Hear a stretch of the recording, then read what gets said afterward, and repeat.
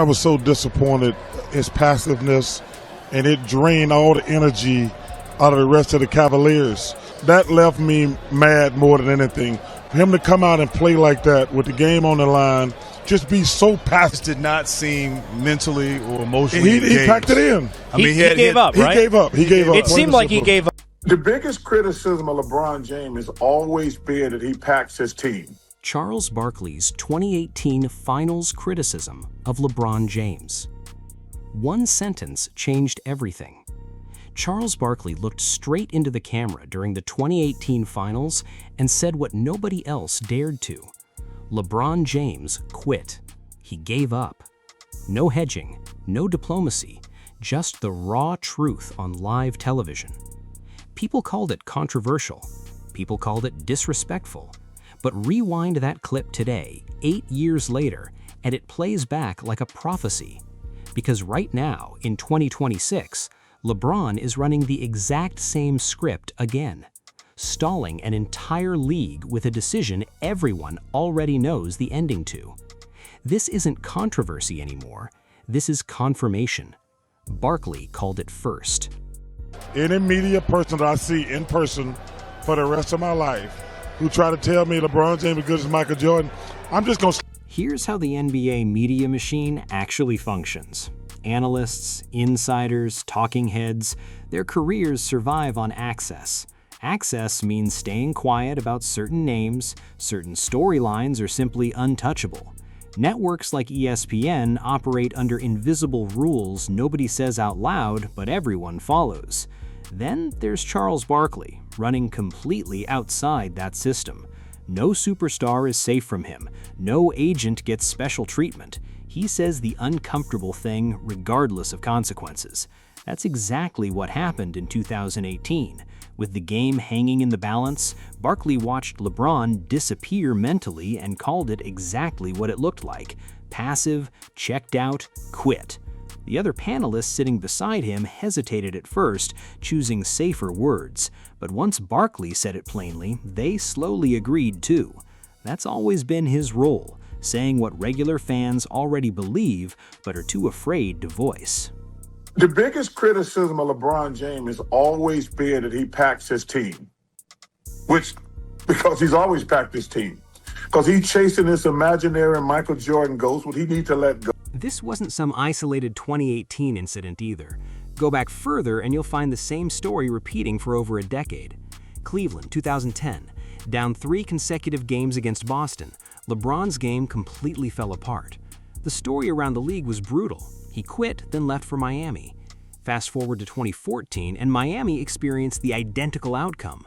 Swept aside by San Antonio in the finals, LeBron's stats stayed respectable, but the perception matched 2010 perfectly. He'd mentally exited before the series even ended. This is the defining thread through his entire career. Adversity shows up, and instead of pushing through it, he leaves and rebuilds somewhere friendlier. Which sets up the 2014 Cleveland return, one of sports' most carefully constructed narratives ever.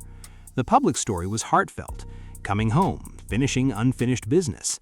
Except behind that story was pure calculation. That decision only materialized once Kyrie's health status and the draft lottery results lined up perfectly in Cleveland's favor. To LeBron James' agent, Rich Paul, and he said LeBron James has all the information needed, so now it's all up to LeBron James to make his decision. If the ping pong balls had bounced differently, giving Cleveland the 9th pick instead of the 1st, there's a real chance LeBron never returns at all. That homecoming letter, the emotional one published everywhere, conveniently left out certain young Cleveland players entirely. That omission wasn't accidental. Reports later confirmed LeBron had already been quietly talking to specific stars for weeks before any official announcement. This was never really about nostalgia. It was a business decision dressed up as sentiment. And that same exact blueprint is playing out again, right now, in 2026.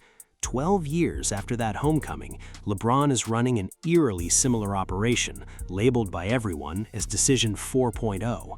His camp claims he has all the information needed and the choice is entirely his. Realistically, that's theater, because anyone paying attention already suspects LeBron locked in his destination months before this offseason even began. The entire suspense exists purely to generate attention, positive or negative, doesn't matter to his camp, and it's worked perfectly through July. If he goes to Philly, people going to say he's ring chasing to catch Michael. If he goes to Golden State, they're going to say he's ring chasing. He don't have no affiliation to Philadelphia or Golden State. He's not chasing the ring. You hear these things like, why do we have to chase? He got 4. There's nothing to chase. He's not chasing the ghosts or anything like that. But when you've worked this hard to position yourself the way you have, and you can actually decide what you want to do, who wouldn't take advantage? Look closely at where this saga is actually headed. 2 franchises dominate the speculation, Cleveland and Philadelphia. And both are already legitimate contenders without a LeBron addition whatsoever. Start in Philadelphia. They're already considered among the Eastern Conference favorites completely independent of LeBron. Their roster already includes an all-NBA guard, a genuine all-star forward, one of the league's most exciting young talents, and a former MVP center who's still dangerous when healthy. Adding LeBron there isn't a rebuild story, it's reinforcing a roster that was already tilted heavily in their favor.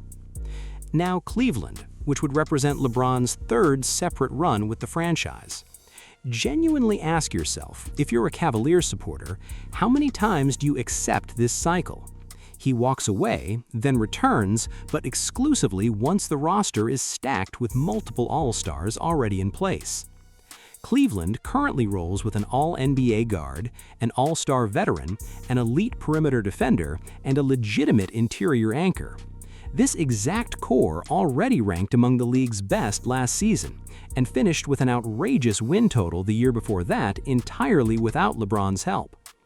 Here's where the contradiction becomes impossible to ignore. If LeBron lands with either team, his supporters immediately insist it's not a super team and he's not ring chasing.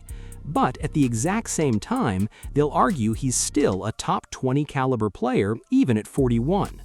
Both statements simply can't coexist.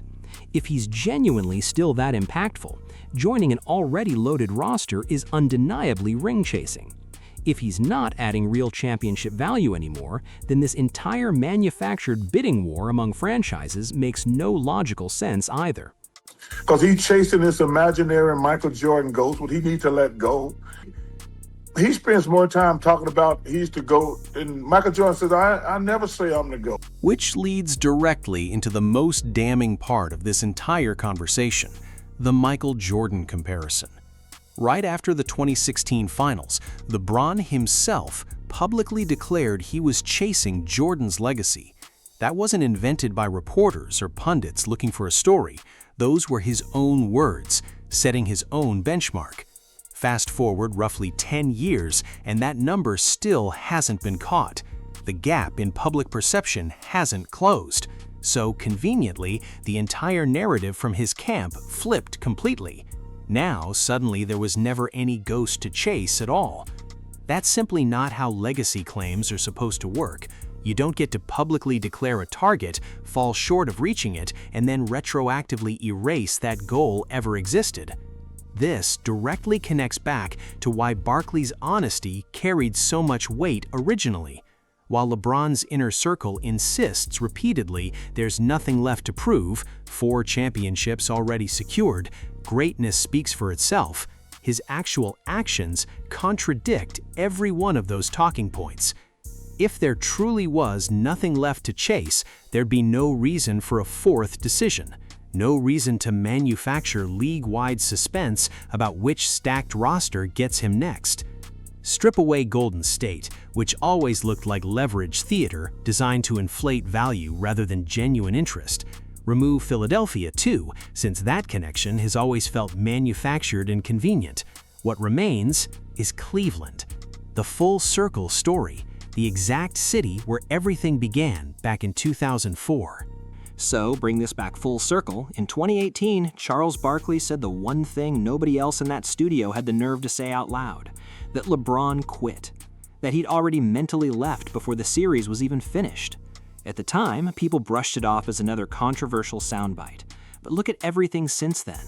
Cleveland in 2010, Miami in 2014, the perfectly packaged homecoming story. And now, in 2026, an entire league frozen, waiting on a decision that was probably locked in months ago.